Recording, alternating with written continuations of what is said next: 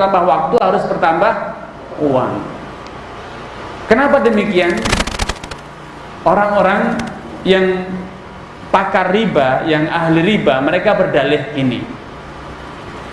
Kalau uang ini saya kelola sendiri, saya gunakan berdagang, berjual beli, maka setiap pekan, setiap bulan saya bisa dapat untung sekian. Itu cara berpikir mereka. Artinya apa? Mereka mengaku bahwa kalau mereka mengelola uang itu, menggunakan uang itu, mereka pasti untung. Padahal secara kenyataannya, apakah semua yang berdagang untung? Bisa jadi uang itu kalau dia putar sendiri, dia kelola sendiri, bukannya bertambah banyak, bisa jadi malah habis, rugi, ditipu orang. Nah, dari penjelasan ini kita mendapatkan satu kesimpulan, orang pemakan riba, rentenir itu orang yang ego, sombong. Kenapa? Karena dia merasa bahwa kalau dia putar dananya pasti untung, padahal kenyataannya tidak. Betapa banyak orang yang menginvestasikan dananya justru malah habis. Sehingga jangan berpikir ego bahwa saya utangi itu berarti saya telah kehilangan kesempatan mendapatkan untung. Tidak. Justru bisa jadi dengan diutangkan Anda beruntung. Kenapa? Karena dengan diutangkan dana Anda utuh, tidak habis. Coba tidak diutangkan, bisa jadi ikut terbakar ketika rumahnya kebakaran. Bisa jadi ikut kerampokan. Tapi alhamdulillah kemarin sudah terhutangkan. Akhirnya ketika perampok datang, uangnya sudah tidak ada. Sehingga uang yang terhutangkan akhirnya selamat, tidak kebakar, tidak dirampok. Akhirnya mengutangkan itu berarti menguntungkan atau merugikan? Dalam kondisi ini justru menguntungkan. Apalagi kalau kita berpikir lebih jauh, menghutangi itu adalah menolong, karena biasanya orang berhutang itu sedang dalam kondisi kesusahan. Sehingga ketika kita mengutangi, maka berarti kita telah menolong orang yang sedang kesusahan. Rasulullah SAW bersabda, "Man yassara 'ala mu'sirin", siapapun yang memudahkan, melapangkan orang yang kesusahan, Allah akan lapangkan dia. Ya, Allah akan lapangkan dia nanti di akhirat. Jadi dalam berpikir kita tidak boleh egois, mengatakan bahwa saya pasti untung, saya pasti kaya. Tidak. Kenapa demikian? Karena kita ini makhluk sosial, hidup itu saling membutuhkan. Saya ingin bertanya lagi agar kita paham kenapa riba itu haram. Mana yang lebih enak? Jadi orang kaya atau jadi orang miskin? Mana yang lebih enak? Jadi orang kaya atau jadi orang miskin? Siapa yang milih lebih enak jadi orang kaya?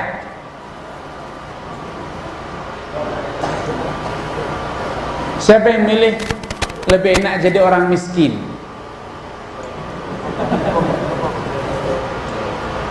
Ternyata masih ada yang jawab juga ya, Masya Allah. Jadi orang kaya itu tidak enak. Kenapa? Tidak bisa apa-apa. Mau minum saja nunggu, "Mbok, minum mbok," minta diambilkan. Gitu kan? Mau makan saja, kok sarapan pagi tidak ada, si mboknya sakit, tidak ada yang masak. Ya sudah, masak sendiri di rumah, di freezer ada daging lengkap, ada semua. Tapi karena tidak biasa masak, akhirnya tidak bisa masak. Kalau orang miskin, di rumah tidak ada apa saja, dia bisa masak. Kenapa? Di depan itu ada daun singkong, petiklah daun singkong dia. Di rumah di depan itu ada pohon pisang, diambil jantungnya itu, ujungnya ya. Ya masak jadi enak. Kata orang kaya, kok enak ya? Dimasak sama dia daun singkong. Di luar itu ada daun pepaya, dia bisa masak walaupun di rumahnya tidak ada apa-apa. Kata orang kaya, kok bisa enak ya? Orang miskin itu seringkali lebih bisa bertahan hidup dibanding orang kaya. Orang miskin itu ketika dia ngantuk, lelah, dapat tempat yang teduh di bawah pohon, dia bisa tidur. Kalau orang kaya, ale-ale di bawah pohon, mati AC-nya di kamar saja, kayak mau mati di dunia ini, tidak bisa hidup, susah, tidak bisa tidur. Kata orang kaya, orang miskin, saya loh Pak, tidur di bawah pohon, ada matahari, kena debu, bau telek ayam, bisa tidur. Enak mana? Saya pernah punya pengalaman suatu hari macet di Jakarta. Antum ini kan kerjanya suka macet ya.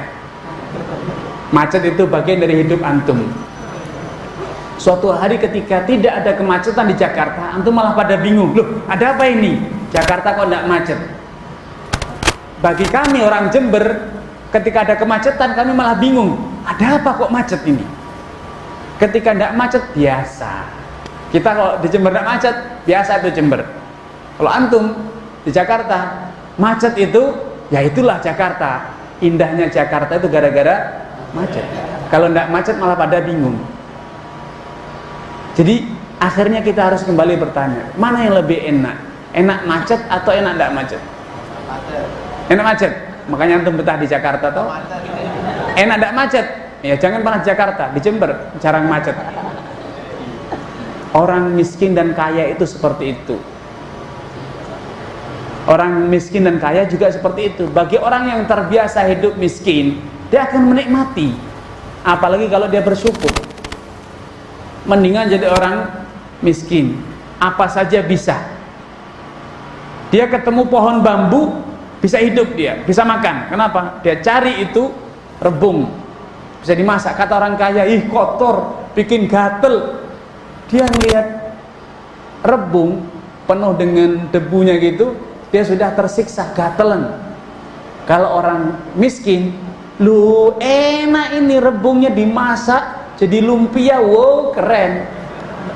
Kata orang kaya, ya, sebagian orang kaya setelah melihat rebung dalam bentuk aslinya, kok bisa itu dimakan ya? Tapi kalau disuguhkan jadi lumpia yang enak, wih, ini berapa harganya? Satu lumpia 25.000 rupiah.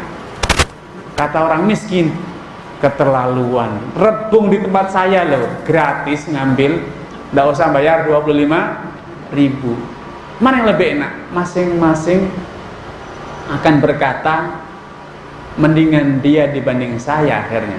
Enak jadi orang miskin ya, akhirnya orang kaya gitu. Bisa makan di mana saja, makan apa saja, tidur di mana saja enak. Saya itu loh udah pakai AC, pakai kasurnya pun sudah king coil, sudah mahal, semua sudah, tapi susah tidur. Lah orang itu kok di bawah pohon enak tidur. Saya punya pengalaman seperti itu di Jakarta, kena macet. Di Jakarta itu penuh dengan jembatan layang kan, di mana-mana ada jembatan layang. Flyover di Jakarta banyak, di Jember tidak ada, kasihan Jember tuh. Nggak ada flyover ya, kalau mau jembatan layang ya bikin bambu di atas pohon, nyebrang sendiri. Di Jakarta macet, di bawah flyover ada pemulung, gerobak sampah itu ada di sebelahnya. Namanya sampah itu baunya harum. Sampah orang Jakarta sama aja, tetap baunya harum. Dia makan di sebelah gerobak sampahnya. Saya karena macet, orang kena macet itu apa saja dibaca. Koran busuk di pinggir jalan, akan dia lihat judulnya apa itu. Tetap dia berusaha karena untuk ngisi waktu. Saya karena bengong, macet, ngeliatinlah, mengamati si pemulung yang sedang makan di bawah flyover tersebut. Saya melihat dia makan nasi bungkus. Saya melihat nampaknya dari warteg itu. Dia cuma makan dengan tahu, dengan sambal, dengan tumis kangkung. Entah apalagi ada yang di situ, saya tidak begitu melihat, tapi yang saya lihat ada tahu dan tumis kangkung ya. Dia makan dengan begitu lahap, saya sampai seakan-akan mau ngiler. Iya enak sekali makannya. Padahal sering kali kita dapat itu ke Yoko ndak senikmat itu waktu makan. Melihat dia makan saja terasa kayaknya enak sekali. Memang ketika dia makan tuh begitu lahap. Kita makan dengan ayam goreng, gulai, sate, tidak pernah makan selahap orang itu. Ya, tapi kita kembali kepada riba. Jadi intinya, kalau orang itu egois, dia akan selalu berkata, dia akan selalu melihat, dia akan selalu menilai dari sudut pandang yang sempit. Dari sudut pandang dia saja. Kalau duit ini saya putar, maka pasti akan menguntungkan. Padahal belum tentu itu bisa menguntungkan, bahkan bisa jadi rugi. Makanya kita harus lihatlah sisi yang positif dari semua yang terjadi. Kita lihat dari sisi yang ini namanya husnudzon. Baik. Jadi para ulama mengatakan transaksi antara manusia itu ada yang bersifat komersial. Kalau namanya komersial itu bisa untung, bisa buntung. Sehingga kalau orang kaya mengatakan dana ini kalau saya putar saya akan untung demikian, itu namanya bodoh. Itu namanya bohong, itu namanya sombong. Betapa banyak orang yang memutar dananya tapi tidak untung. Makanya para pemakan riba sama Allah, karena sombongnya para pemakan riba, dari kiamat ditantang perang sama Allah. Mana yang merasa jagoan itu? Allah tantang karena mereka merasa jagoan, pasti untung, pasti kalau dikelola dananya pasti mendatangkan hasil. Itu merasa jagoan, seakan-akan dia Tuhan alam semesta, sehingga apapun yang dia mau pasti bisa terlaksana. Sehingga dia akhirnya berkata kepada orang miskin yang susah, kamu harus bayar riba, bayar bunga. Kenapa? Karena kalau tidak bayar bunga saya rugi dong.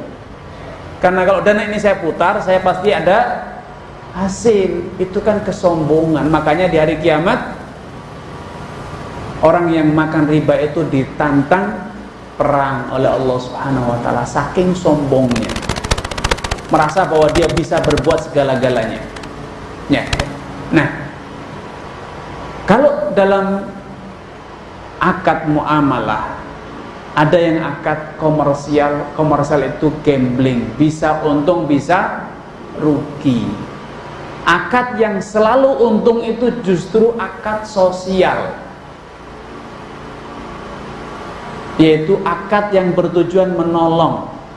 Makanya adik-adik sudah sering belajar mana qasad shadaqatun min malin. Sedekah itu tidak akan mengurangi harta, tapi yang terjadi malah harta kita berlipat ganda, diberkahi Allah, diberi. Dan yakin adik-adik sudah belajar hadis yang kulla yaumin tatlu fi syams, setiap hari terbit matahari itu akan turun dua malaikat, tanzilu fihi malakan. Yang satu mengatakan Allahumma ati munfiqan khalafan, ya Allah berikan ganti kepada orang yang bersedekah. Sedangkan orang yang kikir pelit didoakan oleh malaikat agar dibinasakan hartanya. Ya. Jadi kalau akad yang pasti untung itu justru akad sosial. Akad yang tidak ada keuntungan materinya, yang tujuannya adalah nolong, membantu, meringankan kesusahan orang lain. Baik. Nah, riba yang itu tadi saya katakan adalah pertambahan nilai pada akad utang piutang. Itu diharamkan karena riba itu adalah praktek eksploitasi, mencari keuntungan dari saudaranya yang sedang kesusahan. Saudara kita sedang kekurangan dana, sakit untuk berobat tidak punya, bayar sekolah anaknya tidak punya, berutang. Ya boleh saya utangi, tapi nanti kembalikannya lebih. Itu namanya orang yang sadis, bin killer. Kenapa? Sudah tahu saudaranya sedang susah, justru malah dibebani dengan apa? Dengan riba. Kalau di kampung-kampung atau mungkin di kota pun demikian. Ada orang kesusahan, butuh dana, dia pinjam. Kata yang kaya, boleh saya pinjami, tapi saya khawatir Anda tidak mampu bayar. Agunan. Minta apa? Agunan, jaminan. Baik, saya beri jaminan berupa kendaraan. Terus apa yang dilakukan? Kendaraannya diambil, digunakan, dipakai sampai si miskin mampu melunasi hutangnya, baru motornya, kendaraannya dikembalikan. Coba betapa kejamnya praktek semacam ini. Si miskin tadi kemarin dia masih menggunakan kendaraannya untuk transportasi, untuk aktivitasnya. Walau demikian dia masih kekurangan. Apalagi sekarang setelah kendaraannya diambil oleh siapa yang mengutangi, sehingga apa yang terjadi? Si miskin semakin susah. Akhirnya dia sewa motor, dia naik angkutan umum, mobilitasnya semakin lambat, semakin susah. Kalau di kampung, lahan pertanian digarap oleh yang menghutangi. Kemarin dia masih menggarap lahannya saja masih kekurangan, apalagi sekarang sudah tidak menggarap. Maka tentu ini mencerminkan betapa sadisnya rentenir itu. Makanya para rentenir itu memang benalu di masyarakat. Makanya dalam Islam diharamkan riba.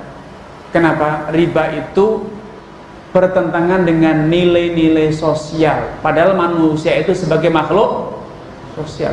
Beda dengan hewan. Hewan itu bukan makhluk sosial. Maka dia hanya bisa berinteraksi dengan kelompoknya saja. Semut hanya hidup dengan semut. Semut tidak akan hidup dengan kambing. Semut tidak akan hidup dengan sapi, walaupun rumahnya sebelahan. Tapi mereka tidak saling memanfaatkan. Yang terjadi saling mengganggu. Kalau manusia tidak, manusia adalah makhluk sosial. Ya, dia harus mewujudkan nilai-nilai sosial, tolong menolong, empati, membantu, menafkahi, menyantuni. Karena itu adalah makhluk apa? Sosial. Dan Islam mengharuskan manusia, umatnya untuk menjalankan nilai-nilai sosial. Salah satunya adalah dengan cara memberi hutangan bagi orang yang kesusahan. Rasulullah SAW bersabda tentang keutamaan menghutangi orang. Man aqrada dirhaman marratain kana kasodaqatihi marratan. Siapapun yang menghutangkan 1 dirham sebanyak 2 kali, maka pahalanya sama dengan bersedekah 1 dirham. Uang tetap kembali, tapi pahala sedekah kita dapat. Kenapa demikian? Karena kita telah menolong saudara kita. Perlu adik-adik pahami tentang apa itu harta, agar kita tahu fungsi hutang piutang. Kenapa dalam Islam hutang piutang dianggap bersedekah? Kalau bersedekah, mengutangkan 2 kali, maka pahalanya seperti bersedekah sekali. Para ulama menjelaskan bahwa yang namanya harta, dikatakan harta itu kalau memenuhi 2 kriteria. Harta itu dikatakan harta kalau memiliki 2 kriteria. Kriteria pertama, ada fisik barangnya. Fisik barangnya ada. Baik barang itu sesuatu yang real atau barang yang abstrak, tapi ada. Seperti program komputer itu abstrak, ya, tidak ada wujudnya. Tapi itu ada, program itu nyata. Kita bisa melihat hasil dan fungsi. Ya. Yang kedua, barang tersebut ada gunanya. Barang tersebut ada gunanya. Nah, Suatu harta itu dikatakan harta kalau memenuhi dua kriteria ini, ada fisiknya dan ada gunanya. Nah, orang yang menghutangi fakir miskin, menghutangi orang kesusahan, itu dia telah memberikan hak guna barang, hak guna uang kepada orang lain, walaupun nanti pada saatnya dia harus mengembalikan, iya, tetapi dia telah memberikan izin, memberikan kesempatan kepada fakir miskin untuk mengambil separuh harta, yaitu apa? Hak guna dan fungsi barang. Kalau perbuatan ini diulang 2 kali, maka sama saja dia telah bersedekah sebanyak 2 kali. Makanya wajar kalau dalam Islam menghutangi 2 kali itu dianggap seperti sedekah 1 kali, karena kali pertama dia bersedekah dengan manfaat harta. Perhatikan separuh harta, karena harta itu dikatakan harta kalau memiliki 2 unsur, fisik dan gunanya. Yang kalau diulang lagi sekali lagi berarti dia sama saja telah bersedekah dengan separuh harta 2 kali, berarti sama saja sedekah 1 harta. Ya, karenanya kita semua tahu kalau barang itu ada fisiknya tapi tidak ada gunanya, maka tidak lagi dikatakan harta. Seperti mobil tapi mogok, tidak ada gunanya. Mobil tapi mogok, tidak bisa dipakai, nilainya menjadi susut. Ada fungsinya tapi tidak punya fisiknya, seperti orang nyewa. Dia boleh punya hak memanfaatkan tapi tidak punya barangnya, itu juga harta. Ya, itu juga harta. Nah, dalam hutang piutang, Islam sengaja memang tidak mengizinkan bagi umatnya untuk apa? Mengambil keuntungan dari utang piutang. Kenapa demikian? Karena utang piutang itu adalah akad sosial, akad yang tujuannya adalah untuk tolong menolong. Mungkin adik-adik berkata gitu, Ustaz, berarti Islam itu egois dong. Itu kan hartaku, saya yang mencari, saya yang bekerja, saya yang mendapatkannya, susah payahnya saya yang menanggung. Saya bekerja harian, keringetan, capek, tanggung jawab resikonya, saya akhirnya dapat harta ini. Kenapa ketika saya pinjamkan kok tidak boleh ada keuntungan? Padahal kalau saya sewakan, ya, kalau saya sewakan, saya boleh mendapatkan sewanya. Kalau saya punya motor, saya sewakan, saya boleh kan mendapatkan uang sewa. Namun kenapa ketika saya hutangkan, saya kok tidak boleh mendapatkan keuntungan? Bahkan dikatakan dosa besar, bahkan dosa paling besar setelah dosa syirik, itu adalah dosa riba. Kenapa? Kok Islam itu egois? Itu kan harta-hartaku sendiri. Ya, ketahuilah, yang namanya halal haram itu tidak berarti dipaksa. Ya, bedakan antara memaksa dengan mengharamkan. Tidak pernah ada ceritanya rentenir itu tiba-tiba turun malaikat bawa pedang. Kamu tidak boleh apa? Ngambil riba. Kalau tetap ambil riba, saya penggal lehermu. Itu namanya pemaksaan. Ustadz juga tidak berwenang melakukan itu. Rentenir di kampungnya disamperi, bawain golok. Awas kamu sekali lagi ngambil riba, saya golok kamu. Tidak ada. Dan juga tidak dibenarkan dalam Islam. Tapi katanya haram-haram tuh. Ya, ini namanya pilihan hidup. Hidup itu adalah pilihan. Kok pilihan? Ya, Anda hidup di dunia, semua sudah dinilai dengan materi. Anda tidak punya nilai sosial, tidak ingin nolong orang. Kenapa? Semua harus dinilai dengan uang. The time is money prinsipnya. Anda sudah ngambil waktu saya, ya Anda bayar. Anda menggunakan uang saya, sekian waktu Anda juga harus memberi keuntungan. Berarti kan hidup Anda semuanya sudah dinilai dengan apa? Dengan uang. Ya, Allah pun juga bersikap yang sama. Anda kan sudah mendapatkan keuntungan dari semua aktivitas Anda. Maka kata Allah, aku di akhirat juga cuma punya 2 tempat, surga dan neraka. Kamu tidak punya jasa apapun untuk hidup di akhirat. Semua aktivitasmu di dunia sampai pun nolong sosial sudah kalian dapatkan bunganya, keuntungannya. Ya sudah, kata Allah, di akhirat cuma ada 2 tempat, neraka dan surga. Kamu tidak punya bekal, tidak ada nilai sosial dalam dirimu, maka tempatmu hanya di neraka. Lu kok gitu egois? Kata Allah, ya suka-suka saya. Ini kan akhiratku, kata Allah. Kok kamu pengen milih? Kamu di dunia sudah berkata, ini kan hartaku, suka-suka saya. Ya Allah pun demikian di akhirat. Kamu hanya punya 1 tempat, neraka. Tidak mau, pengen masuk surga, kata Allah, tidak boleh. Cari tempat lain, tidak ada. Ya cuman itu berarti kan tempatnya di neraka. Itu namanya haram.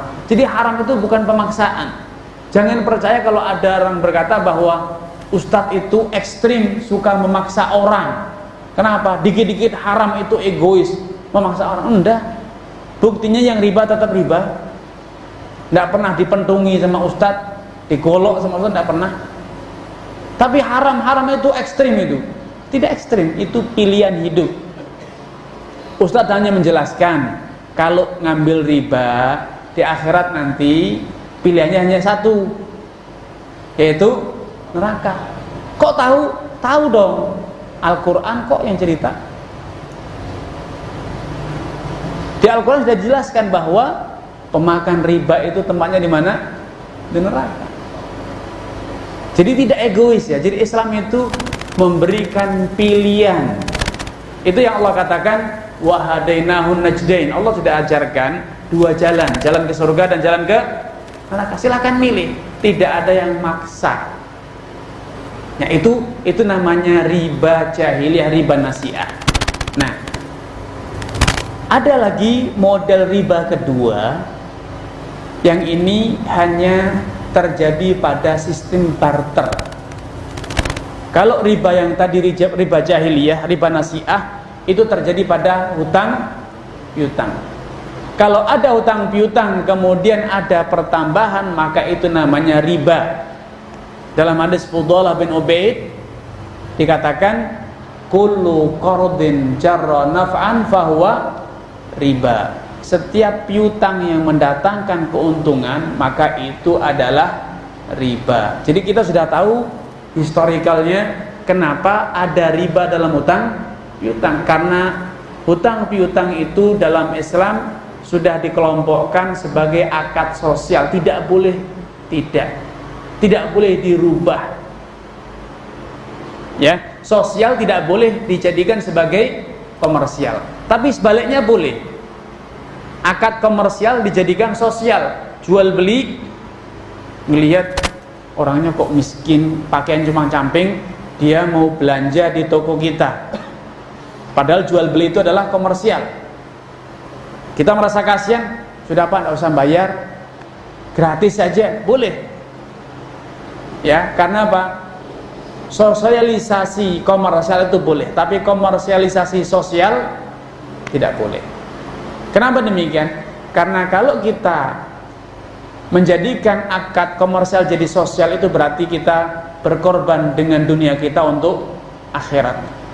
Tapi kalau sebaliknya, akad sosial dijadikan komersial, mencari keuntungan pada sosial, tolong menolong, sedekah, utang piutang, kita mencari keuntungan, itu sama saja mengorbankan akhirat untuk kehidupan dunia. Itu tercela dan haram hukumnya.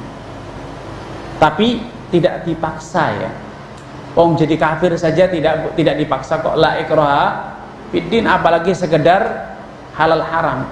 Halal haram itu tetap kembali kepada pilihan. Yang mau halal ya silahkan, yang mau haram ya silahkan. Tapi nanti di akhirat jangan paksa Allah. Kalau Allah itu hanya memberi kesempatan kepada kita, naudzubillah, hanya ada satu tempat untuk Anda, yaitu di neraka. Nah, ada riba jenis kedua, riba yang terjadi pada barter, yaitu membarterkan makanan pokok atau alat transaksi. Jadi kalau emas, perak, atau uang yang ada zaman sekarang dibarterkan dengan barang yang sama, emas dengan emas, tapi tukar tambah 1 gram dengan 2 gram, itu namanya riba. Emas hanya boleh ditukar dengan emas sama ukurannya, timbangannya. Rugi dong, emas saya baru, emasnya Anda itu sudah lawas, bahkan mungkin sudah rusak, patah-patah. Rugi, karena emas ini walaupun sama 1 gram, tapi kan saya harus benahi dulu, dilas, atau mungkin dilebur ulang. Ini kan membutuhkan biaya. Kok dipaksa tidak boleh dibarterkan kecuali dengan sama gramnya? Beras dengan beras, beras pandan wangi yang harum, rojo lele yang enak, ditukar dengan beras raskin. Kaidahnya 1 kilo hanya boleh ditukar dengan 1 kilo. Rugi. Enak yang dapat beras pandan wangi, loh saya dapat raskin kan sudah bau apek, nggak enak. Rugi dong. Kalau Anda merasa rugi, jangan dibarterkan dengan beras. Kalau Anda merasa rugi, jangan barter emas dengan emas. Lalu gimana dong solusinya? Solusinya, jual dulu beras yang Anda punya dengan uang. Kalau sudah dapat uang, beli beras yang Anda suka. Emas pun demikian. Kalau tidak mau barter emas dengan emas sama beratnya, jual dulu emas yang Anda punya dengan uang, baru dengan uang Anda beli emas yang suka. Mau emas paijo atau emas bejo boleh, ya, terserah. Kalau sudah dapat uang, silahkan beli apa yang Anda suka. Tapi kalau Anda ingin instan, emas ditukar emas dengan penambahan, maka ini riba fadl namanya, tidak boleh. Kenapa demikian? Nanti saya akan jelaskan. Kenapa tidak boleh ada pertambahan? Ya, ini hukum yang sudah ditetapkan dalam hadis Nabi Shallallahu Alaihi Wasallam. Ya, kembali tadi kepada nilai sosial sebetulnya.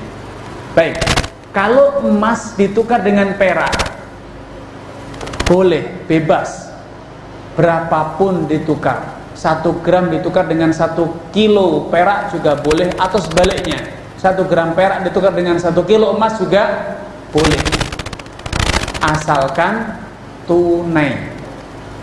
Asalkan apa? Tunai. Ini emasnya dan ini peraknya, tidak ada penundaan sedikit pun. Kalau sampai ditunda, ini emasnya, peraknya nanti sore, haram, tidak boleh. Karena barter alat-alat transaksi dan standar nilai seperti perak, emas, dan uang giral yang ada di zaman kita, itu kalau sama jenisnya harus memenuhi 2 syarat: tunai dan sama timbangannya, sama beratnya. Kalau beda jenis emas dan perak, maka syaratnya cuma 1, yaitu terjadi serah terima fisik saat sekarang. Saat transaksi langsung serah terima fisik. Beli emas dengan uang, karena dua-duanya adalah standar nilai dan alat transaksi, boleh, bebas, asalkan tunai. Ini emasnya dan ini uangnya lunas, tidak terhutang sedikit pun. Beras dengan beras demikian, harus tunai dan sama takarannya. Beras dengan jagung, yang itu sama-sama makanan pokok, boleh beda timbangan, tapi harus tunai. Pertanyaannya, kenapa kok ribet? Bukankah kita ini kebebasan berekspresi?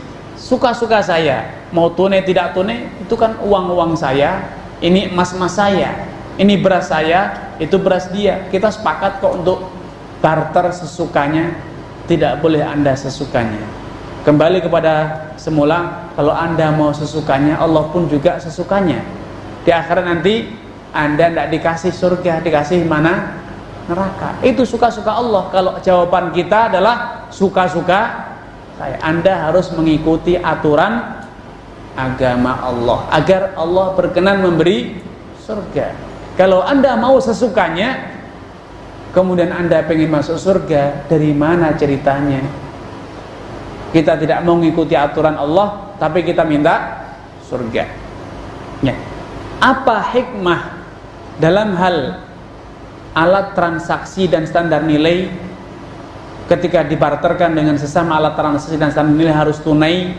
Kalau sama jenisnya tidak boleh berbeda takaran, timbangan, harus sama timbangannya. Demikian pula dalam hal makanan pokok dan bumbu, garam dengan garam, garam dengan gula harus tunai. Kalau sama jenisnya garam dengan garam, tunai dan harus sama takarannya. Kenapa? Tidak boleh suka-suka. Ya. Kita ini sekali lagi makhluk sosial. Kita tidak boleh menjadi manusia bengis, tidak punya empati, tidak punya rasa hati. Secara de facto, orang yang punya beras enak kok malah dijual, itu kira-kira orang kaya atau orang miskin? Kira-kira orang kaya atau orang miskin? Orang miskin biasanya. Dia punya enak, beras bagus, justru malah dijual. Kenapa? Untuk makan kita beli yang murah saja. Yang penting apa? Kenyang. Sedangkan yang enak ini kalau ditukar bisa dapat 2 kilo, bisa makan sepekan. Tapi kalau yang enak dimakan sehari sudah habis. Kata orang miskin, ya sudah yang enak dijual untuk kita dan anak-anak. Kata bapaknya itu apa? Cukup beras yang raskin saja, yang penting kenyang. Coba antum kalau sebagai seorang muslim yang peduli dengan nilai-nilai sosial, bagaimana rasa perasaan antum kalau antum yang jadi orang miskin sudah mengetahui betapa enaknya beras yang baru panen, pandan wangi, harum, mentahnya saja dicium harum, apalagi kalau dimasak. Ternyata itu antum serahkan, antum barterkan kepada orang yang berasnya saja bau karung, bau apek, belum dimasak aja sudah bau apek. Kira-kira perasaan hati dia itu seperti apa? Andai dia boleh berkata, dia akan berkata, enak ya jadi orang kaya itu, makan beras yang enak, di dapur dimasak saja dari ruang tamu sudah kecium bau harumnya, bikin lapar. Ada rasa gelo tidak? Tahu gelo? Sayang, merasa kehilangan dalam diri si miskin tadi atau tidak? Si miskin walaupun dia dapat 2 kilo, tapi dia dalam hatinya juga ada rasa kecewa. Ya Allah, enaknya hidup orang kaya, bisa makan nasi yang harum, segar. Tapi akhirnya dia juga realistis, yalah daripada harum tapi cuma cukup sehari, mendingan yang bau apek tapi bisa sepekan. Tapi tetap di dalam hati dia ada rasa kehilangan. Nah, tegakah antum sebagai orang yang mampu, yang kaya, melihat pemandangan semacam ini, melihat dia bawa karung ya, 1 karung, tapi dalam hatinya, ya Allah enaknya beras ini, dia menyerahkannya, Pak ini beras ini enak sekali Pak, bersih, putih, harum, belum dimasak aja sudah harum Pak, cium ini Pak, coba dicium. Itu adalah curhatan hati dia, itu suara hati dia. Kok dengan teganya antum menyerahkan 2 karung? Secara lahir, bahasa tubuh antum mengatakan, Pak ini awas Pak ya, belum dimasak saja baunya sudah apek, apalagi nanti dimasak banyak kutunya, sudah debuan lagi. Tegakah antum menyerahkan serah terima barang seperti ini? Kalau tega, kemana nilai sosial, kemana empati yang kata Allah dalam Al-Quran, innamal mu'minuna, ya, Rasulullah SAW juga menceritakan perihal hubungan sosial sama muslim. Mathalul mu'minina fi tawadihim wa tarahumihim kamathalil jasadil wahid. Perumpamaan orang Islam dalam hal kasih sayang sesama mereka itu bagikan satu tubuh. Tidak pilih kasih kaya atau miskin, di atas atau di bawah, tapi satu tubuh. Kalau ujung kaki sakit, maka sekujur tubuh juga akan merasakan deritanya, susah tidur, susah makan. Kalau kakinya kesandung, yang menyeringai itu bukan kakinya tapi mulut, sakitnya gitu kan. Yang menetes air mata siapa? Matanya, walaupun di atas.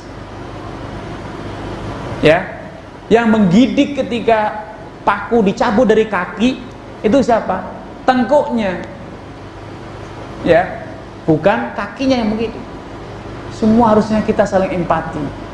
Jangan sampai kita menikmati makanan nasi yang segar, yang harum, yang enak, padahal kita tahu di saat yang sama saudara kita sedang apa? Nutup hidung sambil makan. Yang penting kenyang nak, walaupun bau apek, anaknya nangis, Pak, enggak enak Pak, bau apek, bau karo nasinya. Mungkin anaknya nangis, enggak mau makan, diselentik sama bapaknya, ayo makan, kalau enggak makan kamu kelaparan, nasinya enggak enak.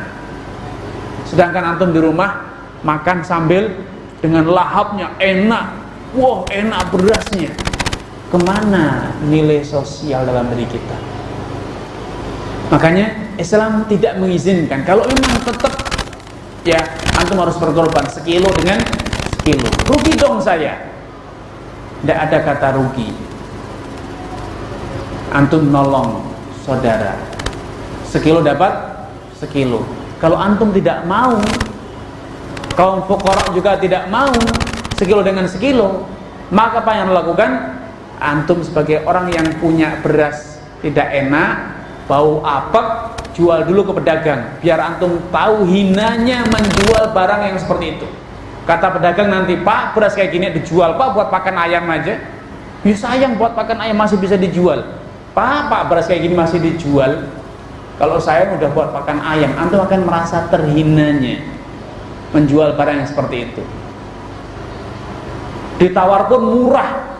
Berapa? 1.000 aja. Oh, kok beras 1.000? Yang beras bau apek, kutuan, debuan kayak gitu Pak. Antum akan merasakan terhinanya menjadi orang miskin. Akhirnya apa? Kalau antum gengsi, oh enggak mau jual. Akhirnya ya udah, kalau seperti itu antum enggak mau jual, ya kasihkan saja, masa dibarterkan. Pak, ini beras buat bapak aja lah, saya sudah enggak mau makan, terserah, monggo dibuat pakan ayam atau apa, terserah. Sehingga si miskin tadi apa? Mendapatkan nilai jual dari beras bagusnya, beras yang baik. Masih antum bantu dengan beras yang jelek. Walaupun secara syariat mensedekahkan barang yang jelek itu juga sudah tidak pantas. Tidak pantas kalau antum sedekahnya kalau berasnya sudah kutuan. Harusnya sejak kemarin beras masih bagus itu antum sudah sedekah.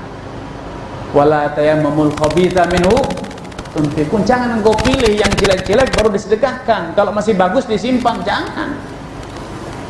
Ya, sehingga diharamkannya barter makanan pokok, bumbu, kecuali dengan cara sama takaran dan tunai. Ini adalah untuk menghidupkan nilai-nilai sosial agar kita tidak terbelenggu dengan nafsu, keserakahan, angkara murka, dan di dalam diri kita itu hidup rasa bersaudara, ya, rasa bersaudara. Sehingga dengan cara seperti inilah Islam itu berusaha menjaga keharmonisan umatnya, ukhuwah di tengah umatnya, sehingga tercipta hubungan yang harmonis, ya. Makanya riba fadl, barter antara dua barang yang sejenis, bila itu adalah alat transaksi dan makanan pokok atau bumbu, maka harus memenuhi dua kriteria. Kalau sama jenisnya, tunai dan sama timbangan atau takarannya. Kalau beda jenisnya, maka harus tunai walaupun beda takaran gandum dengan jagung. Tapi kalau emas dengan gandum bebas, karena itu sudah berbeda fungsi. Beda fungsi, satunya alat transaksi, satunya makanan pokok, maka boleh dibarterkan secara bebas. Ya. Bagaimana membarterkan tukar tambah kendaraan? Bebas, karena itu bukan alat transaksi dan bukan makanan pokok atau bumbu. Tidak ada orang yang makan mobil, ya. Tidak ada orang yang makan motor. Tidak ada. Makanya bebas. Karena kalau sudah bicara mobil, bicara pakaian, jual beli, itu biasanya orang sudah lepas dari apa? Lepas dari garis kemiskinan. Sedangkan yang dijaga dalam Islam itu adalah stabilitas nilai dan stabilitas kebutuhan pokok. Maka jangan dibarterkan secara bebas. Ya, jangan dibarterkan secara bebas. Rusaknya ekonomi kita itu adalah karena, salah satunya adalah karena barter uang atau yang disebut dengan falas secara bebas. Ditukar menukar, tidak terjadi serah terima tunai, hanya permainan di komputer, tukar menukar dolar rupiah, dolar rupiah, dolar rupiah, tapi tidak pernah ada serah terima fisik. Akhirnya apa yang terjadi? Nilai rupiah jatuh bebas. Dulu kalau antum bayangkan, George Soros ketika masuk Indonesia, pernah dengar yang namanya George Soros, ya, yang dia dan kroni-kroni yang menyebabkan ekonomi Indonesia krisis pada 97-98, mungkin baru lahir, ya. Siapa yang lahir? Belum lahir malah. 97-98 belum lahir. Oh iya, pantas. 97-98 Indonesia mengalami krisis ekonomi. Dulu 1 dolar itu nilainya 600 rupiah. Saat ini 1 dolar nilainya 15.000. Kenapa kok dari 600 pernah menjadi 20.000 pada waktu itu, kemudian naik turun sampai tidak pernah turun di bawah 10.000. Salah satu biangnya adalah para spekulan, konglomerat jahat Amerika dan lainnya. Mereka bawa dolar besar-besaran ke Indonesia, tapi juga tidak tunai fisiknya, tidak dibawa dengan satu pesawat kargo gitu, dolarnya sampai di Jakarta, ngambil kopi dengan mesin penghitung uang, hitung manual satu-satu gitu, tidak. Mereka hanya data di komputer, transfer ke Indonesia miliaran dolar, itu data di komputer. Kemudian di saat yang bersamaan mereka menarik dolarnya dari Indonesia,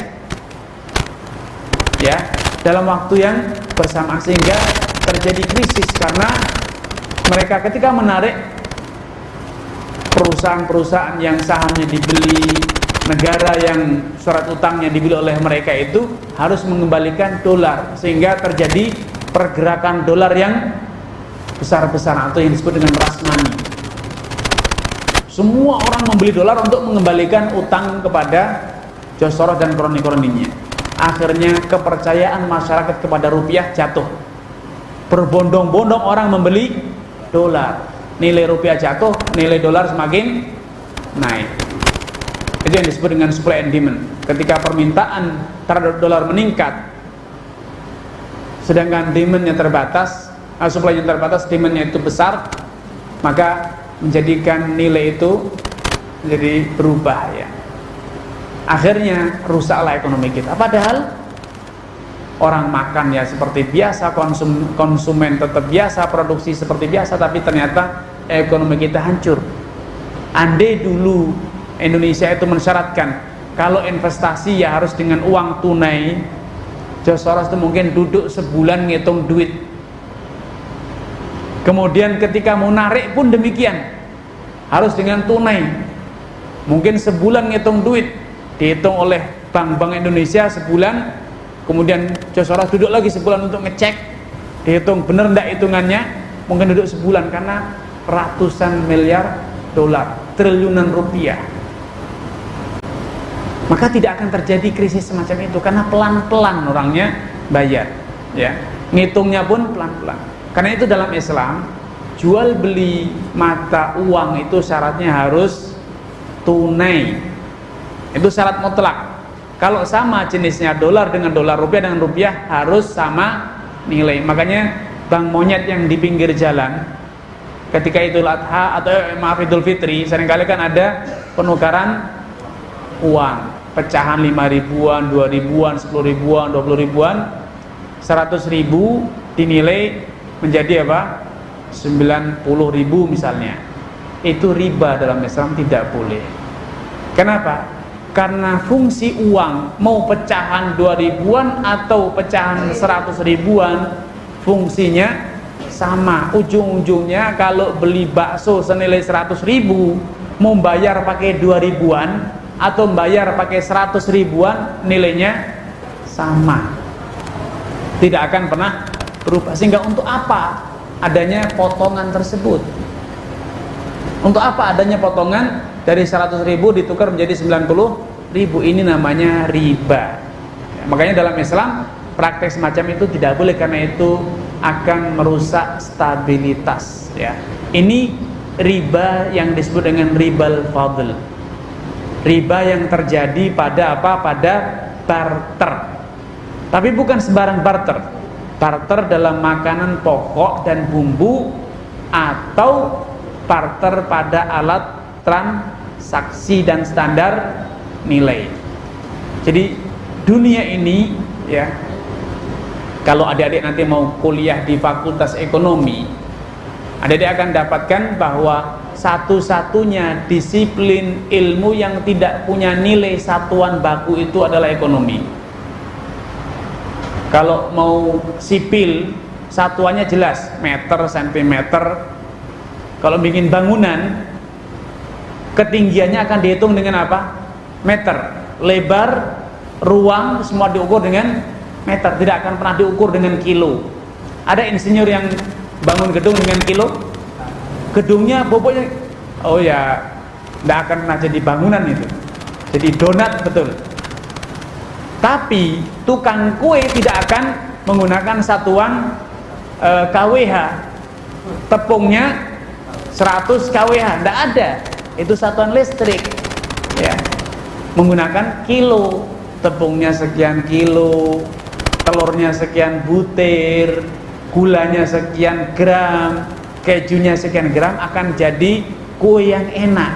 Tapi coba tukang kue menggunakan satuannya adalah satuan kWh, satuan meter misalnya. Jadi gulanya berapa? Nah, tuangkan kalau sudah 1 meter, nah itu cukup. Itu tukang kue gila itu. Ya, tukang kue satuannya apa? Satuan bobot. Nah, kalau antum beli token listrik ke PLN, satuannya jelas kWh, ya. Tidak akan pakai satuan meter atau liter atau kilo. Ke tukang PLN, Pak, itu listrik saya mati. Kenapa? Oh, tokennya habis. Kalau gitu beli. Berapa per liter listrik? Kata tukang listrik, kok liter, Pak? Salah alamat kali gitu kan. Nah, fungsi satuan itu penting. Satuan itu penting untuk menjaga stabilitas. Hilangnya satuan itu sama saja hilangnya stabilitas, karena antum bicara ke timur, dia ke barat. Kalau antum ingin bangun rumah, datangkan insinyur, antum, Pak, saya ingin bangun rumah, lebar itu 2 liter, panjangnya 12 liter. Kata insinyurnya apa? Pak, itu satuan apa? Itu membangun rumah apa, Pak? Bangun rumahnya Lilliput, pakai air, pakai liter itu. Ya kalau kita mau bicara jadi rumah, ya harus pakai meter, Pak. Pintunya berapa senti, tingginya berapa meter, lebar berapa meter, baru bisa dibangun. Tapi kalau Bapak pakai satuan ngaco seperti itu, tidak pernah bisa, tidak ada insinyur yang mau bangun. Kenapa? Tidak akan pernah jadi. Ke antum ke tukang jahit, pasti penjahit itu menggunakan ukuran yang baku. Bahkan bahu diukur pakai meteran kan, oh sekian senti. Panjang baju sekian senti, lingkar pinggang sekian senti. Namanya sentimeter. Mau di Jakarta atau di Jember sama atau beda? Beda kali. Sentinya orang Jember itu dermawan, pakai kurang lebih. Ya kurang lebih 15 cm Pak penjahit. Atau pakai tukang jahit nggak punya meteran, mau jahit, yaudah jahit mana? Diukuri, oh sekian jengkal katanya. Jadi ngukur bajunya dengan lingkar tangan, lebih dikit pakai jengkal, lebih sedikit katanya. Kira-kira antum percaya dengan penjahit yang seperti itu? Kacau ini kalau jahit baju seperti ini. Kenapa? Satuan ukurnya tidak baku. Ketika ternyata dia yang ukur itu ternyata petugas ukur saja, yang jahitnya orang lain, diukur lagi pakai jengkalnya dia, beda lagi ukurnya nanti. Nah, ilmu ekonomi itu demikian. Ilmu ekonomi satu-satunya ilmu yang tidak punya satuan ukur yang jelas. Kenapa? Ada teori inflasi deflasi. Kalau berbicara tentang barang diukur dengan uang. Nilainya sapi ini berapa harganya? 20 juta. Baik. Saya mau utang 20 juta dong. Baik. 20 juta tapi dibayar nanti senilai sapi ya. Jadi maksudnya apa? Sekarang utang 20 juta, kalau beli sapi dapat satu sapi yang besar, cukup untuk Idul Adha. Kalau nanti bayarnya 2 tahun, ya harus dibayar dengan uang yang kalau digunakan beli sapi dapat 1 ekor lagi. Jangan sampai nanti dibayar ketika mau beli sapi tidak dapat, Pak, sudah ketinggalan zaman. 20 juta itu 2 tahun lalu, sekarang sapi itu harganya 30 juta. Oh berarti kembali 20 juta rugi dong. Kenapa? Tidak bisa beli sapi. Itu inflasi dan deflasi namanya. Kalau utang barang diukur dengan uang, kalau utang uang diukur dengan barang. Sebetulnya yang menjadi alat ukur itu uang atau barang? Ya dua-duanya. Uang diukur dengan barang, barang diukur dengan uang. Yaitu namanya ACDC. Tahu ACDC? Plus dan minus sama aja. Ya, gimana alam nyambung kabel? Itu sama aja, sambung aja. Apa yang terjadi? Konslet. Semua itu harus baku. Kalau plus ya plus, kalau minus ya minus, jangan dirubah. Nyambung listrik ACDC pokoknya ya kalau di tangan kanan itu pasti minus, di tangan kiri pasti plus. Oh, ya celaka kita. Sama nikah pun demikian, harus jelas statusnya, laki ada perempuan, yaitu bisa laki bisa perempuan, sana juga bisa laki bisa, itu namanya ACDC. Itu ACDC homoseksual, lesbian, pasti celaka, tidak akan terjadi pernikahan, tidak akan terjadi rumah tangga ya. Nah, dalam ekonomi gitu, uang diukur dengan barang. Ketika berbicara tentang uang, katanya terjadi inflasi, penyusutan nilai uang, penyusutan daya beli uang. Ketika berbicara tentang barang, diukur dengan uang, terjadi penyusutan nilai barang yang disebut dengan deflasi. Terus demikian. Akhirnya tidak ada satuan ukur yang baku dalam ekonomi. Makanya kacaunya ekonomi konvensional ini sebabnya. Tidak ada satuan ukur yang baku. Ya, diukur dan mengukur. Akhirnya rusaklah ekonomi. Nah, Islam tidak mau seperti itu. Islam ingin ada satuan yang baku, alat tetap sebagai alat ukur, sebagai sarana, dan tidak pernah menjadi tujuan. Uang itu sepanjang sejarah itu sarana, alat untuk transaksi, alat untuk mengukur nilai, alat untuk bertukar kepentingan ya. Anda punya sapi, saya punya ayam, belum tentu mau menerima barter. Caranya gimana agar pemilik sapi dan pemilik ayam bisa berinteraksi, pemilik beras dan pemilik ayam bisa bertukar kepentingan? Ya dengan alat bantu, yaitu uang. Karena pemilik ayam nerima uang, pemilik beras terima uang, gampang. Tapi coba kalau harus dengan barter, saya beli bakso dengan ayam, kata penjual bakso, ayamnya saya simpan di mana mas? Saya kan harus jual bakso 200 mangkok. Apakah saya harus menerima 200 ekor ayam? Kacau nanti pedagang baksonya. Apalagi nilai baksonya setara dengan 1/10 ayam. Apa ayamnya dipotong? Kacau kan? Maka digunakanlah uang sebagai alat untuk transaksi. Zaman dulu uang itu dalam bentuk apa? Dinar dan dirham. Sekarang zaman uang kertas dan mulai berganti menjadi uang elektronik. Orang sekarang masih sudah kuno, orang pakai mau belanja masih pakai apa? Ngeluarin dompet, dihitung, aduh, tidak ada kembaliannya mas. Itu ketinggalan zaman. Itu bukan zamannya lagi. Sekarang ini tidak ada kembalian. Zaman sekarang sudah tidak ada lagi kembalian karena membayarnya pakai uang elektronik. Ya, sudah pakai uang elektronik. Suatu saat tidak lagi ada uang kertas.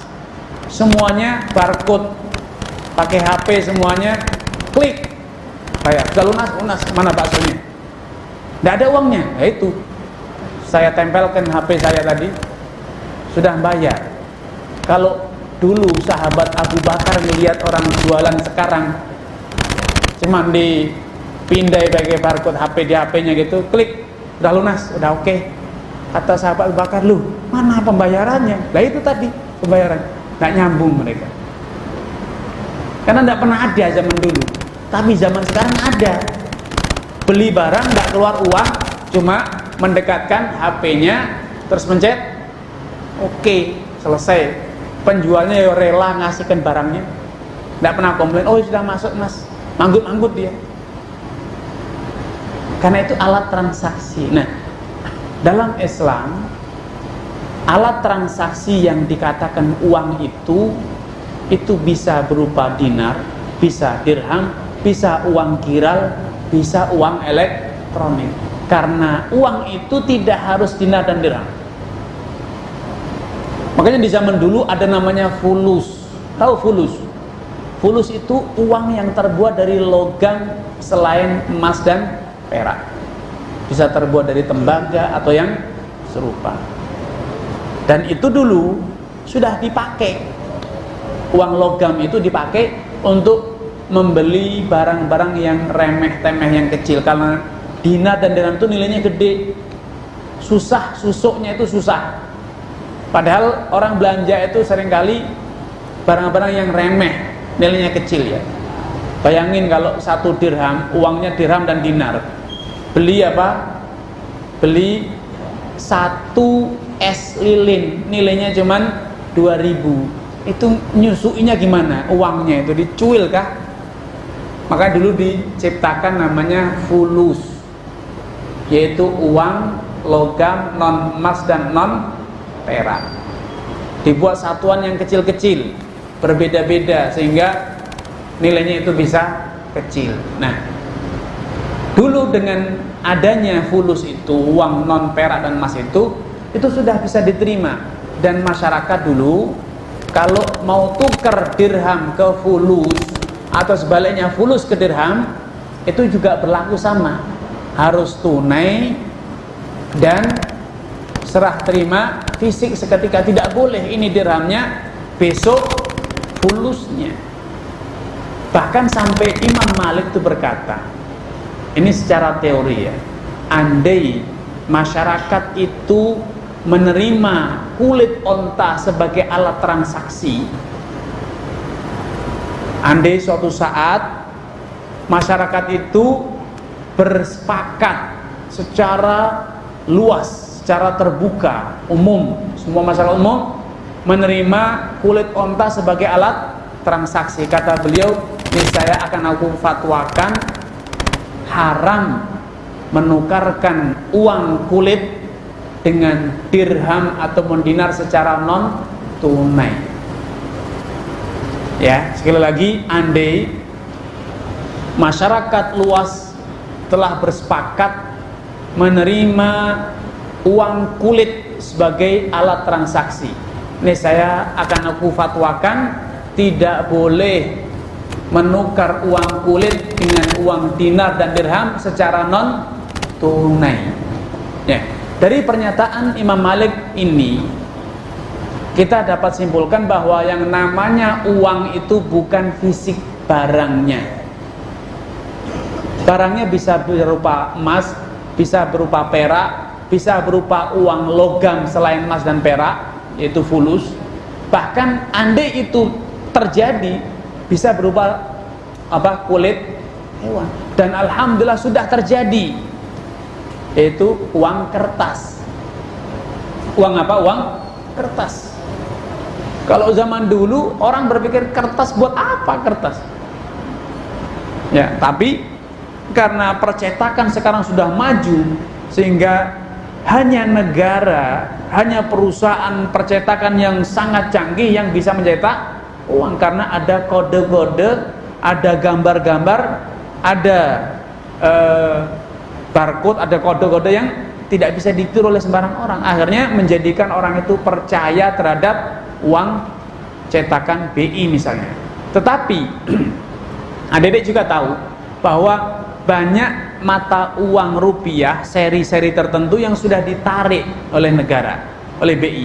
Ada edaran uang 50, pecahan 50, seri ini dan itu ditarik dari peredaran. Maka saat ini uang itu walaupun masih baru, masih bersih, masih rapi, tidak punya nilai jual, tidak bisa buat beli. Bahkan kalau tetap digunakan untuk membeli, bisa ditangkap polisi, bisa ditangkap polisi karena penipuan. Artinya uang tersebut kehilangan nilainya. Apa penyebabnya? Karena telah dicabut oleh BI. Ini semuanya menguatkan kesimpulan bahwa yang namanya uang itu bukan benda. Uang itu bukan benda berupa dinar yang dicetak, atau dirham perak yang dicetak, atau kertas yang dicetak. Tetapi uang itu adalah persepsi publik. Ketika masyarakat secara luas mengakui itu sebagai alat transaksi, sebagai alat pembayaran, sebagai standar nilai, walaupun tidak ada fisiknya, bahkan abstrak, seperti yang terjadi zaman sekarang, yaitu uang elektronik abstrak. Kalau mau dipegang, adik punya uang 100 juta, punya, di mana? Keluarin kartunya, ini uang, apa ini, tekuk, buang, dibakar, terbakar. Adik takut? Nggak usah takut, uangnya masih ada. Datang lagi gitu, bang, pak, terjadi kriminal pak, lapor polisi, kartu ATM saya dibakar oleh orang. Masih punya buku tabungan, masih bisa diambil. Ya, kalau buku tabungannya hilang, kartunya juga hilang, gampang, lapor polisi, datang ke bank lagi, dibuatkan yang baru. Uangnya tidak hilang, padahal bukunya dibakar, kartunya dibakar. Makanya ini ada trik nabung adik-adik yang sangat efektif. Kalau nabung zaman dulu di celengan itu ya, yang gambar ayam, gambar sapi, bentuknya yang terbuat dari tembikar atau logam atau kaleng atau mungkin yang lainnya plastik ya. Itu kan kalau sudah penuh dijatuhin, prang, pecah, diambilin uangnya. Atau dipotong pakai pisau kalau itu terbuat dari plastik, diambil uangnya. Nah, itu pencuri gampang nyuri itu, Dek. Gampang nyurinya. Kenapa? Ada celengan terletakkan di meja, tinggal bawa saja, dia sudah membawa uang. Dulu orang nabung itu seperti itu, nyimpan itu seperti itu. Nah, sekarang orang nyimpan uang itu dengan apa? Kartu ATM, buka rekening, terima buku tabungan dan kartu ATM. Tapi masyarakat ngeluh juga, kalau dulu nabung di celengan itu nanti sama anaknya diambil, dipecahin atau mungkin itu adik-adik mungkin sudah tidak ngalami itu, pakai lidi, lubang celengannya itu dicunggil dikit, jatuh 500 rupiah. Nggak ngalami kan zaman itu? Ya kan antum milenial, generasi milenial ya, lahir di tahun 2000-an ya, nggak ngalami itu nyungkil celengan itu Ustaz Adam itu pada ketawa, itu karena ngalami, itu termasuk pelakunya. Ya, celengannya itu nggak mau diambil semua, cuma mau ngambil 500 rupiah aja atau 1000, ya pakai lidi gitu kecil, dicengkel nanti jatuh. Nah kalau zaman sekarang susah. Kenapa? Kartu ATM kalau sudah dibawa di mana-mana bisa dipakai, bisa di ATM, bisa bahkan pakai mesin EDC, ya kan, gesek. Akhirnya orang nabung itu susah nabung zaman sekarang, Ustaz. Apalagi sudah pakai uang elektronik, barcode saja sudah celing selesai. Nah, saya akan ajari cara nabung yang tidak mudah diambil. Caranya buka rekening bank, nanti akan dapat apa? Dapat uangnya, ya, dapat kartu dan dapat buku tabungan. Jadi nanti kalau sudah dapat kartu ATM-nya, segera dibakar, sisakan buku tabungan. Sehingga kalau ada uang lebih, uang jajan lebih, masukkan rekening dengan buku tabungan, sehingga tidak mudah-mudah narik nanti karena tidak punya kartunya. Walaupun ada ATM tidak bisa ngambil, tidak ada kartunya. Mau masuk mall juga tidak bisa belanja, tidak ada. Walau ada mesin EDC tidak ada kartunya, tapi kita masih bisa setor karena masih punya buku tabungan. Saatnya nanti kalau sudah terkumpul baru ditarik tunai. Ya, baru ditarik tunai, uangnya terkumpul. Tapi kalau selama masih pegang kartu ATM, apalagi sudah punya mobile banking, waduh, itu sama saja punya celengan sering dijatuhin, pecah, beli celengan jatuh lagi, pecah lagi, seperti itu ya. Jadi gampang itu deh, kalau mau nabung, ATM-nya dibakar, buang, sisakan buku tabungan. Bisa nabung terus tapi susah ngambil ya, seperti dulu. Kalau zaman kita deh, nabung itu nyari tabungan yang tidak mudah dicungkil, bukan dari tembikar. Kalau tembikar pura-pura kesenggol jatuh, pecah, itu trik zaman dulu. Dan juga yang susah dicungkil gitu, masuknya itu kalau uang kertas pun harus dilipat kecil, tipis gitu, baru bisa dimasukkan. Karena kalau gede sedikit, mudah dicungkil pakai lidi. Nah, kadang kalau nakal masukin obeng, di lebar-lebarin itu kalau terbuat dari logam, hingga mudah itu zaman dulu. Sekarang pun godaannya sama. Nah, apa kaitannya dengan riba? Kaitannya tadi saya ingin menjelaskan bahwa yang namanya uang itu bukan fisik barang, bukan bahan bakunya, terbuat dari kertas lah atau dari emas atau perak, bukan itu yang menjadi nilai yang dikatakan uang itu, bukan itu. Uang itu adalah persepsi publik. Ketika masyarakat luas mengakui itu sebagai alat transaksi yang sah, sehingga kalau dia menjual dibayar dengan itu, dia merasa sudah terbayar.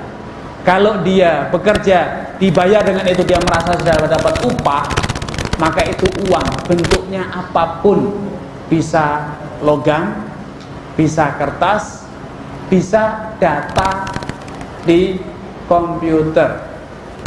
Kalau antum sekarang dikirimi sama abah cuma dikirim apa? WA, ya kan? Dek, sudah dikirim duitnya, buktinya apa? Cuma dikirimi screenshot. Abah sudah transfer lewat mobile banking. Oh iya, percaya. Kemudian antum dengan PD bawa kartu ATM belanja, gesek-gesek, kan apa? Yakin Abah sudah kirim screenshot, ngirim 10 juta belanja di mall. Oh, baru belanja situ masih ada 9 juta, percaya aja. Padahal antum tidak pernah lihat fisik uangnya, tidak pernah ngitung, tidak pernah lihat bentuknya apa. Semua itu data komputer. Penjual juga melihat di aplikasi dia sudah ada notifikasi masuk, ya cukup. Itu semuanya computerized. Antum ketika cek di ATM juga data komputer lagi, tidak muncul uangnya terus dimasukin lagi, kan enggak kan? Yang muncul apa? Hanya data di komputer, di layar ATM. Saldo Anda sekian rupiah. Kok percaya antum punya uang? Ya ini datanya ada Ustaz. Di ATM ketika saya masukkan kodenya, nomor PIN, muncul saldo Anda sekian. Jadi uang itu sebetulnya apa? Uang itu adalah persepsi publik. Makanya pergeseran, perubahan bahan baku uang itu tidak perlu dirisaukan. Yang penting adalah kepercayaan publik. Kepercayaan publik itu dipengaruhi banyak hal. Paling pentingnya adalah karena pengakuan bank sentral. Kalau bank sentral mengakui, itu diakui sebagai alat transaksi, maka itu akan menjadi uang yang sah. Kalau tidak diakui lagi, dicabut, maka akan kehilangan kepercayaan publik, dan itu tidak lagi bisa menjadi alat transaksi. Sehingga dari sini kita bisa memahami filosofi moneter dalam Islam. Uang itu dalam Islam tidak harus dinar dan dirham, tetapi uang itu adalah semua hal yang diakui secara luas oleh masyarakat sebagai alat transaksi dan standar nilai, bisa logam emas, perak, kertas ataupun elektronik. Nah, walaupun kita katakan yang paling ideal, paling aman, paling safety ya tentu dinar dan dirham. Tidak gampang dibobol maling, demit maya. Untuk punya uang, rekening antum dibobol orang, habis. Ya. Kemudian terjadi penipuan secara pakai telepon, hadiah. Anda memenangkan hadiah dari MKios misalnya, sekian ratus juta rupiah, silahkan kirim nomor rekening Anda, nanti masuk. Nah, dipandu nanti, dikasih nomor, dimintai nomor PIN, antum kasihkan, ya dikuras sama dia. Nah, ini yang intinya dari situ dapat kita simpulkan bahwa sekali lagi uang itu adalah persepsi publik, kepercayaan masyarakat secara luas untuk menggunakan suatu hal itu sebagai alat transaksi, itulah namanya uang. Sehingga semua hukum yang berlaku pada dinar dirham akan berlaku pula pada uang kertas, berlaku pula pada uang elektronik. Ya, wallahu taala alam. Baik. Syukran katsiran ala liqa'ihi. ثم نأخذ أراها 5 دقائق قبل أن ندخل في السؤال والجواب. تفضلوا اشربوا وقولوا الوجبة الخفيفة التي جهزناها لكم.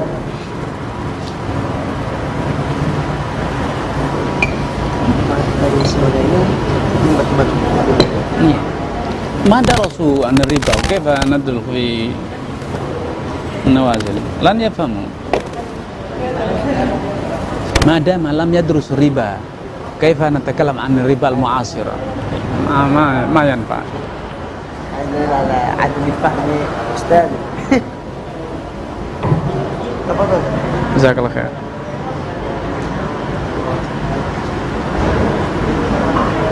ممكن إلى أذان الظهر؟ لا، الظهر أنا سأخرج قبل الظهر، يعني 11:15 أنا سأخرج.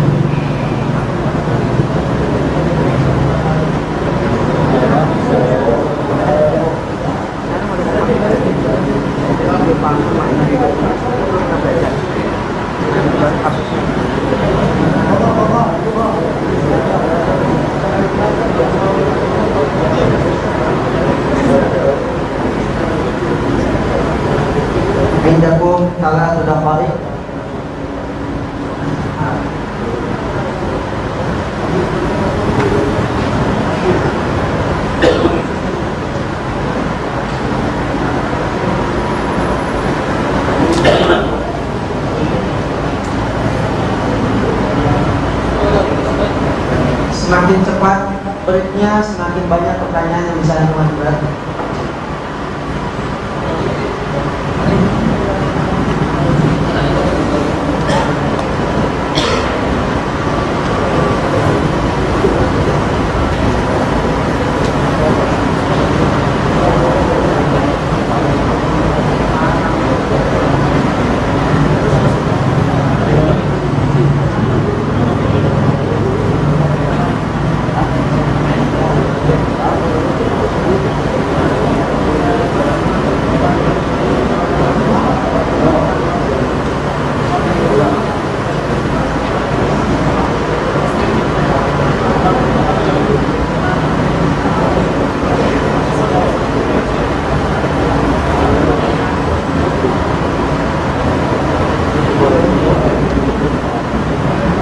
La yasqutanna syai'un min aqibatikum ifadhu nadafata hadhihi ala masjid.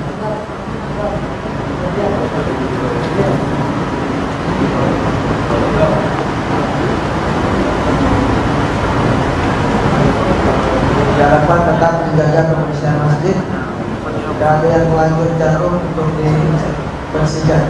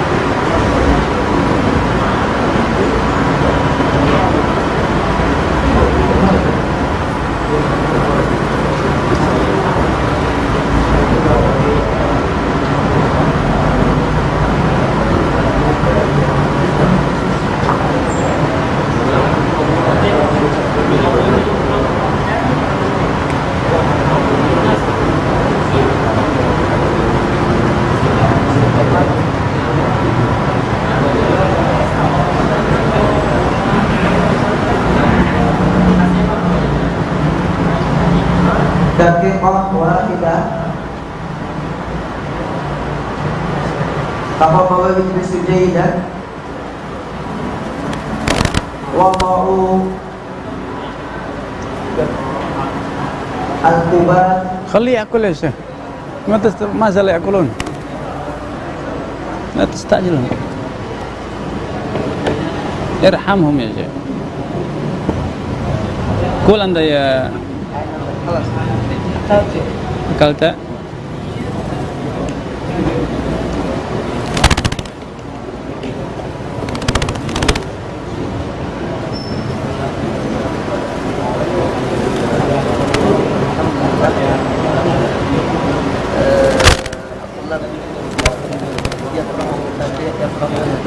ما شاء الله. الحمد لله. لما سألهم مسافر أتريدون أن تبقوا هنا؟ وإن كان في المسجد نعم. خلاص خلوا أساتذتكم يرجعون وأنتم هنا. وإن شاء الله ستتكرر هذه الدورة إن شاء الله. طبعا مع إيديكم. إن شاء الله.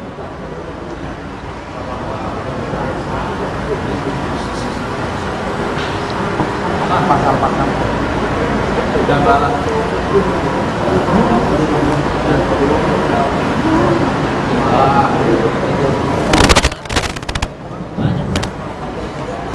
Bismillahirrahmanirrahim. Hayya bina an nabda'a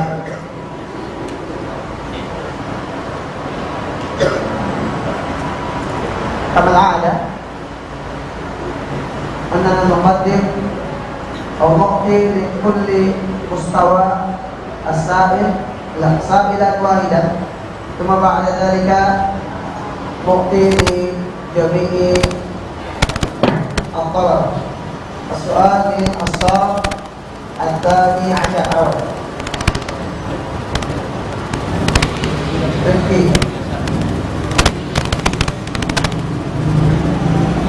Assalamualaikum warahmatullahi wabarakatuh. Nama saya Rifki dari kelas 12. Barakallahu fiik Ustaz. Fiik barak. Pertanyaan saya adalah apakah hukum menjual uang-uang kuno? Ya, tadi udah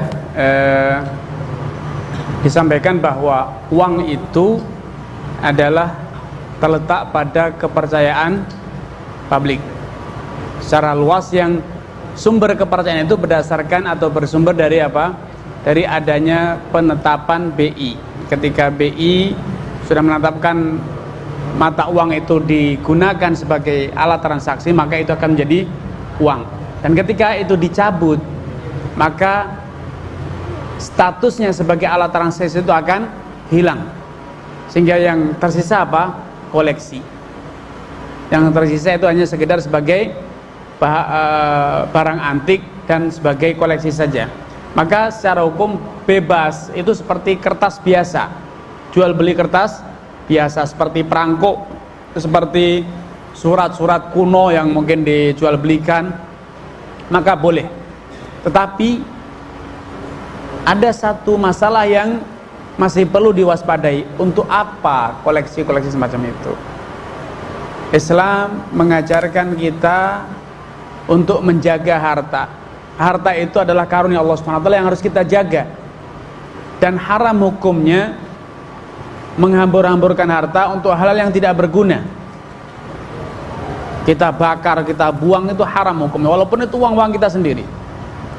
Rasulullah SAW bersabda, Innallaha kariha lakum qila wa qala kathratus su'al wa idha'atal mal.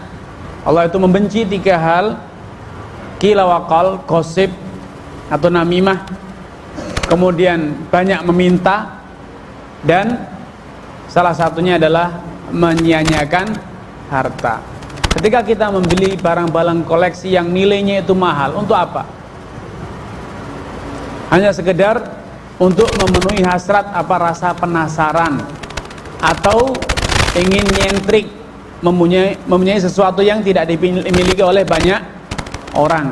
Itu dalam Islam suatu hal yang tercela, ya. Nyentrik, tampil beda, itu suatu yang tercela. Makanya kalau sekedar ingin tahu, ya mungkin beli 1, 2 cukup. Tapi ketika punya koleksi yang sampai ratusan, puluhan, apa manfaatnya didapat? Seringkali para kolektor itu juga tidak bisa menjualnya.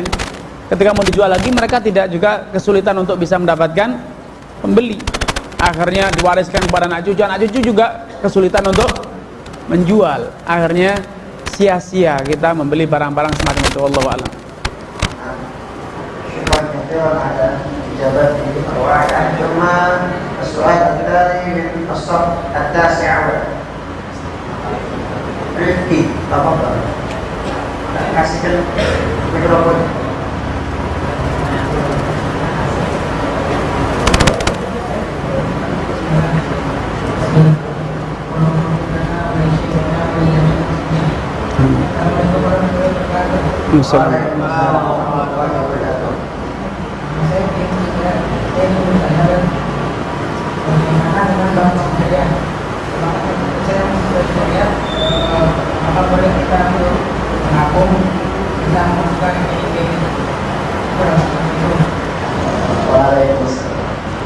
Alhamdulillah di Indonesia itu banyak bank.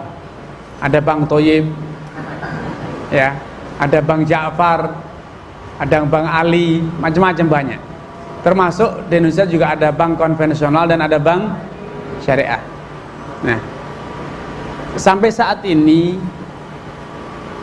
bank-bank yang ada, walaupun sudah menamakan bank syariah, masih belum sepenuhnya memenuhi kriteria syariah, karena masih ada transaksi-transaksi yang belum sesuai dengan kaidah-kaidah syariah, ya.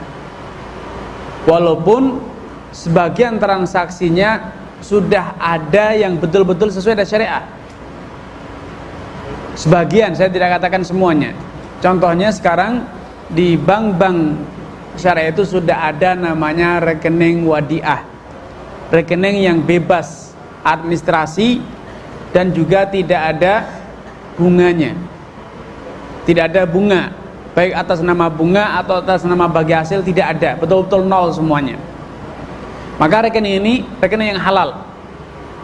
Maka kalau adik-adik ingin buka rekening, bukalah rekening di bank syariah yang dan minta bank rekening yang wadiah, dengan akad wadiah, tidak ada administrasinya, tidak ada pertambahannya, tidak ada bunga ataupun bagi hasilnya. Wallahu a'lam. Syukran katsiran ala ijabatihi wa yanma salatan susab al-11. Terakhir, Fatin alladhi lam yas'al manhu.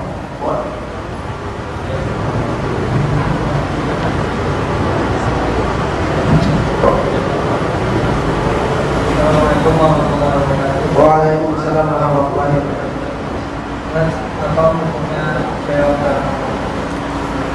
Assalamualaikum warahmatullahi wabarakatuh. Semua udah tahu namanya pre-order ya? Ada yang belum tahu apa itu pre-order? Angkat tangan agar jawabannya bisa dipahami. Belum tahu apa itu pre-order? Tolong berdiri lagi, jelaskan apa itu pre-order. Siapa namanya? Rahid. Berdiri, apa itu pre-order? Ada teman antum yang belum paham apa itu pre-order?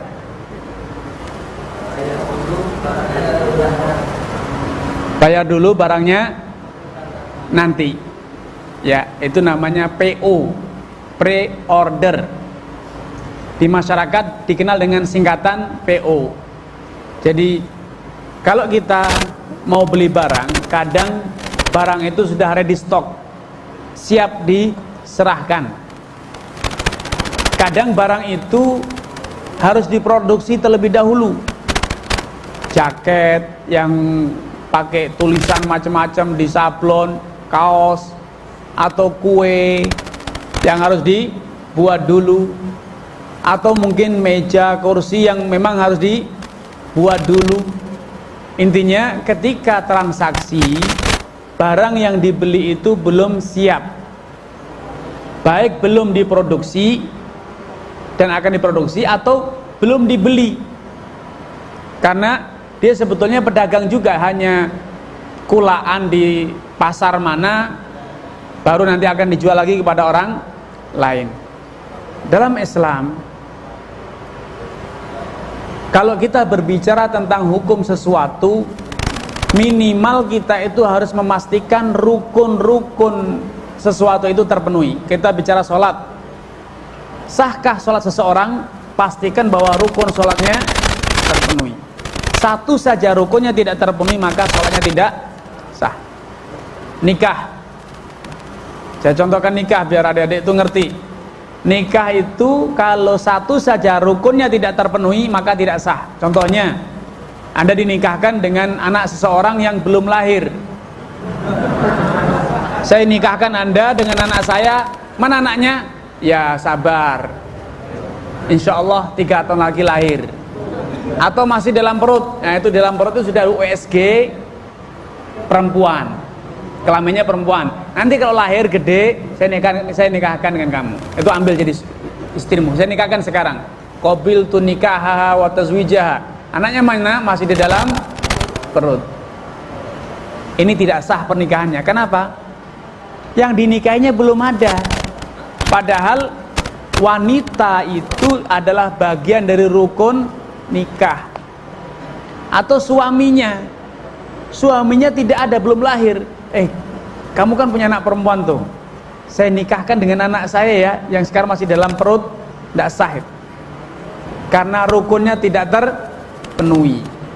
Nah, dalam masalah jual beli pun demikian. Idealnya rukun-rukun jual beli itu harus terpenuhi semua baru sah. Rukun jual beli itu ada 6. Penjual, pembeli. Kalau antum beli tidak ada penjual, pernah terjadi transaksi? Saya beli paling mahal, berapa pun mahalnya, penjualnya tidak ada. Itu namanya orang gila. membeli tidak ada penjualnya, atau menjual tidak ada pembelinya, maka tidak pernah terjadi jual beli. Itu dua rukun ya. Rukun ketiga, ada barang dan ada uang. Nah, kalau antum mau beli, barangnya tidak ada, uangnya tidak ada, mungkinkah terjadi transaksi? Yang kelima dan keenam adalah adanya penawaran.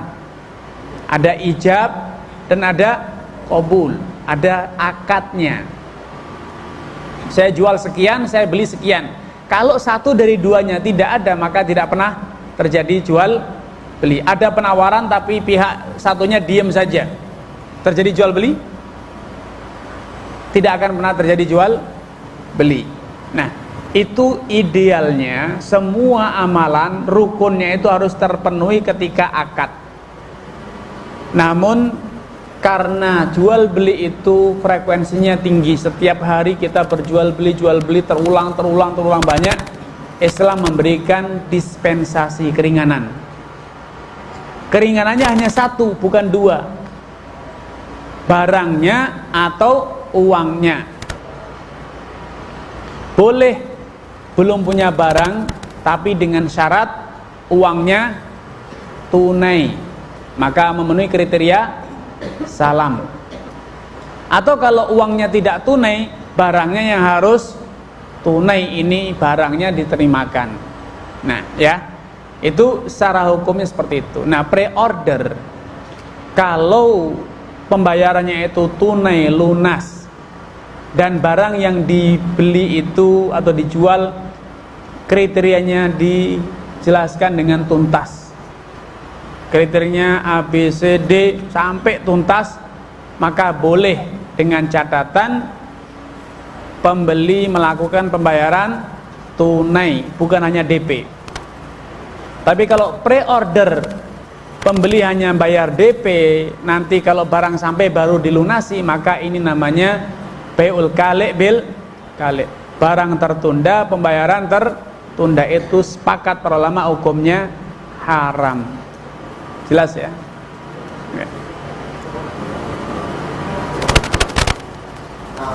Syukur ya, karena ada الإجابات والرواية ثم السؤال الآخر من الصف العاشر وجود أعطي mikrofon إلى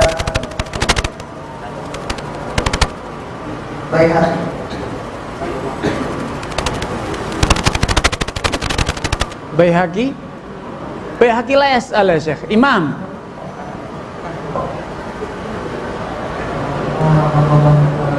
Waalaikumsalam warahmatullahi wabarakatuh.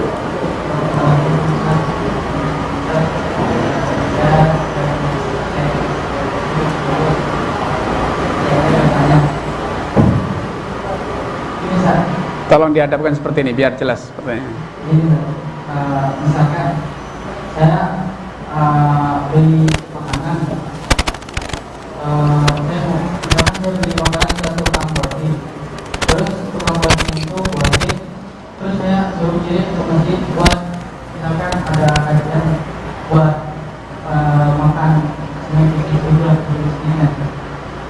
Terus kan saya hitungannya masih bengkak bisa, tapi saya juga ikut kajian itu, terus saya juga ikut iman baginya. Itu termasuk riba enggak? Ya. Tadi sudah disampaikan yang namanya riba itu kalau ada utang piutang dan ada pertambahan. Ya. Riba yang namanya riba jahiliyah, riba nasiah itu terjadi pada auqat utang piutang. Tetapi perlu diingat, utang piutang dan hukum riba itu tidak serta-merta menjadikan hubungan sosial putus.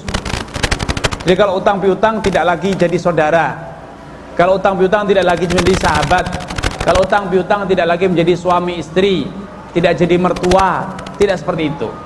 Ya. Jadi kalau antum bersahabat, teman, tetangga yang sudah menjadi tradisi, kalau teman jajan ya ikut makan, saling traktir mentraktir, saling memberi hadiah, saling memberi oleh-oleh, Kalau saudara safar pulang kan bawa oleh-oleh dibagi, teman pulang dari liburan bawa oleh-oleh ke teman. Kalau jajan dibawa ke kamar dimakan bersama-sama. Nah kadang ketika teman kita sedang ke kota, oh tahu, tolong dong belikan pizza, nanti uangnya saya bayar. Sampai di kamar segera dimakan, belum bayar utangnya. Setelah dimakan bareng baru dibayar. Bolehkah seperti itu? Secara hukum boleh, asalkan ingat catatannya, antara yang dititipi suruh membelikan dengan yang membeli itu ada hubungan sebelumnya, saling tolong menolong, makan, traktir mentraktir, saling memberi hadiah, sudah biasa, teman sekamar. Kalau bawa atau beli dibawa ke kamar akan dimakan bersama-sama, seperti itu tidak masalah, itu bukan riba. Tapi kalau tidak ada hubungan sebelumnya, tolong belikan, nanti saya ajak makan bareng deh, saya yang bayarin dulu, nanti saya kasih 1 bungkus, itu tidak boleh, karena itu adalah riba. Dia mendapatkan hadiah 1 bungkus gara-gara dia nalangi, bayari. Tapi kalau udah teman sekamar, teman sekelas, sahabat karib, saudara, maka diajak makan bersama itu bukan karena dia ngutangi, tapi karena apa? Karena sahabat, karena tetangga, karena teman sekamar, teman sekelas. Sehingga al-ma'rufu urfan kal masyruti syartan. Ya, ini sudah menjadi tradisi, maka jangan dianggap sebagai riba, karena kalaupun tidak ngutangi ya tetap diajak makan bersama, karena ini memang sudah tradisi persahabatan seperti itu. Allah taala. Ya, setelah jawaban ini berakhir jawaban kita untuk sesi pertama. Yang perlu diketahui pada pukul 11.15 kita sebenarnya ada keperluan di luar, jadi kita selesaikan dengan jawaban ini. Kemudian pengumuman dari saya, insya Allah kita seperti kemarin sholat terlebih dahulu, kemudian setelah itu kita makan siang.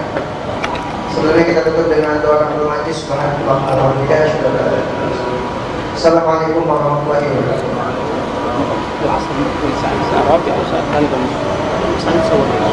تصلون العصر